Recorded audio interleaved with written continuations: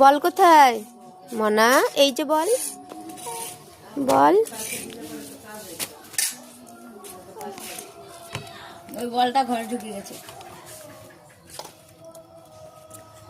দাদা নিয়েছে বল। হ্যাঁ, ওরে জামাটা পরলে পাগলির মতন না।